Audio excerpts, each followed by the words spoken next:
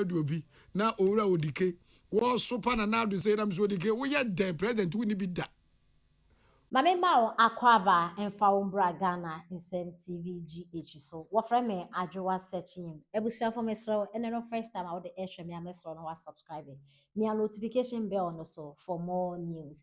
Ebusia for Ora Odia Hinkan, a journalist in Old Nijuma, despite media, Peace FM newspaper review. Now, Odia Hinkan at the Ensembia Tuja, Bra Odike, what a political party. Na the political party they are about to be at 10% imponya, not a 10% impo. Nipa 10 imponya no to abemo. Na president say nanado. Abediga na mine so ama Ghana this free SHS. I provide the drones, I provide the ambulances, every constituency be I acquire in the history of this country. President BNYB say nanado. Eko oja drip machines and the NDC for edi adwuma didi. Enyema na nado ba ebeye president or yeah osisi adan infrastructures hospitals just enyema na nado yeah ya odike so ya not TV so edi na nado atem no odi ahenkan ese yen kan tro odike se wotwumu ene betin ye pe untumi ne na nado enye pe da. You can never compare yourself to His Excellency the former president Nana Addo Dankwa Akufo-Addo na se wotimi etwe obi ada paisenya o party kura untimi nhwe so party common party awate kura wo muntu abana nipa 15 point o ma woda o so na wudi na Addo atem odi ahenkan se kan che wo say na Addo na wudi na tem no you can never be him. It is not even possible. Yenti nsema odi ahenkan ede etujwa if you want some be paid obokrata the Hawk newspaper me am a personal lawyer Kwadwo Oponkroma sesia de me jana katuaba sanse me fa lawyer me nya asem bia me mfa me nkokoto anso da bia aboso me na matwa Kwadwo Oponkroma ka na me so me dakom ada da bia na so we de na mo ba Kwadwo Oponkroma na nsen one ononyanfo afenyo markings wo mti same jamfi a waye din na wankasa biemu no samo ga ora same jamfi zemra na campaign giramu no omo mutwa anwoma na Addo no no e kwaresta wom kum na Addo ma ya rado kum na Addo ma he na Addo Dankwa Akufo-Addo achimboga oboa ya to the whole piazzo still 82 no puncher always gira horo what did you quit na da na Addo amansa beka say eno se na mi cheru adu obi na owura odike wo sopa na Addo say na mi so odike wo ye the president wo ni bi da wo pa twumu ni hwa ye pe utimi ni bi da. Addo was not a saint, neither will Muhammad be a saint. Omampani Kufuor was not a saint, neither was Kwame Nkrumah a saint. But me, I cherish Addo because of free education. Kwame Nkrumah nya independence wa yebia magana papa onu point free education ko the whole Ghana. Addo or the free education ko the whole Ghana. Sa kwada bia twa GHS nko ade a wonko secondary school na bambe hwe no. Wodi ke so na Addo mu a aja ne classmate no won so wote party kra wanti manye nense mi bi okada na no krepa but do si so pa na Addo wonye study na Addo na Addo bre so a eyin same jamfi mu twa anwom ma no kum na Addo ma ya nyame Addo bepem ne nyame so se mi ntie mi nku na Addo bia kum na Addo sai amanyofo anka so unsa mi bi so kofo bi MPP fo bi so twa anwom ade mama kuma mama ya radi kuma mama inji kum ni de omi do man wo kum panifo ya so mama still no puncher otwo ngui and Addo 82 no puncher ono so to ngui se kwa no pe bo dem pese beautiful Rebecca wa ya na sharp kura mienu pe no the light super aka ho wo ko emanfo say same jamfi o gold board hoi same jamfi o gold board hoi ene wo ye adwuma Kwadwo Oponkroma se hwe adwuma ben mo pa mo ma yan twe same jamfi megina ko eye fensen parliament no nyinsema no say same jamfi ate ndura na chi no ebia betra TikTok say yes won do mo ajetum say wo hye obi na okase tie Muhammad obekuno o Ghana and Ghana police are found it easy up to now among for the Christian Council 40 ho dobi say nyan awon preko because of who the could ya show say the when so NDC and MPP Christian Council when so MPP ni NDC sem where your mama when the church clearly say Abraham no political besinna Christian Council fon kana besinna MPP fon kana omadwe say enye politics amoye no go to their platform and see how asase no Thursday no anomba ye said they say oh enye politics anomba pretend and now they have changed everything. All the NDC social media you know omo change everything omo kasa na asasa the base for the amu and omo dey say am kan amu yi omo dey say baby mule baby Jimmy omo kwa say you know pay no omo kwa no so mu dey chase mule ngwasiafo no omo ni agi unu dey ntia because okuka you say oh men can say no ntia because yes I about mentia.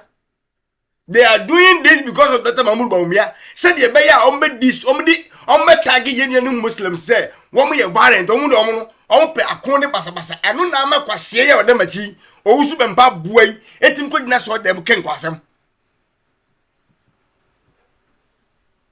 Abedi was ye politics today. Why ana owo Ghana ha say ye MPP ni ene kan sa asem we ya mibusa kade hotel. Obia postu John Dramani Mahama video wa okase 150 million yema obi 150 million just video no the oye video no eba montin first no yenchi no the onu ko postu on the platforms no ya chi no besi na yenya no enne ma hu se miracle bagini mu na sa asase a ye free besi na yenya boy no so postu video say John Dramani Mahama din commander what video about social media and nunti yachino one trati obi azo okumobi o video no a o kasa say e mo bi 150 million ntin yachino me no kasa yenu muslimi for bebre condemn including chief imam calling police to arrest him. Ghana police say omabumi egu maso womunti so dogo bi no obe because NDC for agenda ntino there is no way and they know say omkwoche na we ya kan ya guso ya kan ade be che no omba ya kwache no no mu di bu people bi ahye nsa say de omkwoche akoye omso ya communicator mi ba wiase mi hu bi da ne de people ahye nsa na ordinam ne ono ane nnamfofo na handcuff guninsa na ode koba aya che no eno nwumire no na odani fie nti ene ye wegna obi e me call Ghana police service bi esem koche obi mo mu jimi nko mo ba china mo chine kwengosi aga na okusi bede o se wo samesa okusi bede a police mun na mu yimata den gu wonum ko drufia mo te say yan o enti de e koso no wa china e betumi ato e wo bra won she police atade e bi mpa na wan ko duty na wo fie e de ta e bi be kan enti yodi say me de MPP ayi NDC ni asma me NDC ni na ma utiri munya wude say obi kasam in favor of NDC obi di bone say de be ya NPP hu be hinti no wo ye police na ma singu soro na agita me see wo be dwan kwa ja wutu ho why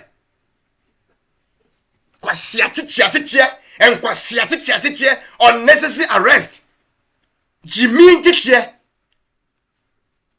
nurse for na demonstration ni akoto ahya so ni ebuom ni acheom ni adwoso abayo ma ne hu na egu ho police ni fo Jimmy fo ni bi no kwasia fo ni bi na omu no na obi aba threaten nipa human life na otwumi ni video ni ba mountain 4-5 days ni obi bia even international air condemn na dru Nigeria everywhere condemn sa act no Ghana police service IGP so hu ye John Dramani Mahama so hu ye because ya dey in favor of NDC ya dey say de be ya na mu yes had no mu amani age no ya eni mu amudina wana mudi say nkwasasem no owo so be mpa na ho jimi no mundie se o si obi kasete Muhammad ni nkunu a anase osum ne chese obi jan kramusum e wosi eku se nipa na nipa esen kidi ka kuno mu kramufo ni bi na Majimi na mo wo sa enkwase adwen ne mutirimu no. Mo kwache Muhammad mu nkuno. Muhammad na wabo mu nkwase apa na mu jimi no. Monko na mo kwache onu nika na mu nkuno. Adentia no ekramoni ana mo gyan kramu. Si ekum na ye sa de a ana mo nkum Muhammad. Muhammad no ye fully enkramu. Fully Muslim. Wajai onnam ho. Ti so won kwase adwen bi wo tirimu sa. Muhammad so no ekramoni. Ana mo kwache na mu nkokuno. And now on na property mu preach. And no cry etia Islam so more than say obi be kase tia Muhammad. Because Muhammad na kase mu no. Ni papa wo se ni wo fo nana. No condemn odi na tam da bia I condemn no. Me boa mo amu ye kramofo mo kase me boa. Muhammad na kase ni busuafo. No mo condemn no. Edi na tam. Yedru ba bia ne papa wo se nana kra ewu a wo se onyin tum se nya NPP party money na hokra agro money so money na hobako sekra obi se wo yekra money wo heda be kan kwase asem obi kasetia asumasia enye ni sei and the 3 seconds no masoma useless people like Bongo ideas church. We should be careful not to bring in a Muslim as president. Now, the Munimani internal wranglings. Jimisa. How many Muslims are in NPP? This government in power has more Muslims than ever in the history of Ghana. So if somebody is preaching violence, who is behind? I'm not to hold. And I'm yet machinations no gumuso. And I'm not to us in moon. Say I am a mum and son. Mumrana men son, and my being from wood. NDC has more Muslims than NPP. Imagine Dr. Bamian president, and I see the whole nation goes through Arabica. Kabeti the NDC for Becca. My motive. Election and starting. Mon Lusuria, Mamma Ubia excuse. Mon think fast. Namoya too slow. I grow money so that. It's serious. I grow money. You are not telling the narrative against you people. But in the national demographics, there are more Muslims in NDC than in NPP. Why are telling narrative not be one person so about me? Also, what was why mumu on carry? Massa, and Colusu me and me blame Ubia. Time name. Reason why I'm so more early Congress. For so many also. It's serious. NDC for the near thing. But snap in the Sunamu to an amusu. We be hammer. So, no, here's from Mumwa, Mumram, when I'm a mom. Now, I grow money to do. I'm serious. You'll be up a biometric comment section. Me, I don't give a damn. My name is Bishop Rock. I'll speak the truth to you. You're smart, with sweet. I just share my swap, Mumma, and Sanima.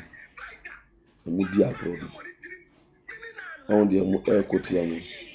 Some narrative now. A banner of power, and will be a bold air cassette, Ubi Cassatia Mohammed Ayunkun, because now buying our power.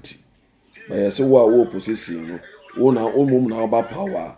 Ghana best say because own our year what to one of my deal. As I was some penny no so I am all no so kick us and cause assembly. Uncashing good. My mom real few. The Ghana your mind, your religion. Your religion, dear, can you piece of any doors? You can get us and pass us. So the Obeka said, check Jesus Christ in any baby. I'm also from my job from team. When I'm more Muslim leader. Yeah, narrative net, calculated things I had. and the general also for Busujan, I saw them. Nadia said to Obama Muslim in Amati, Namatio, concert party people.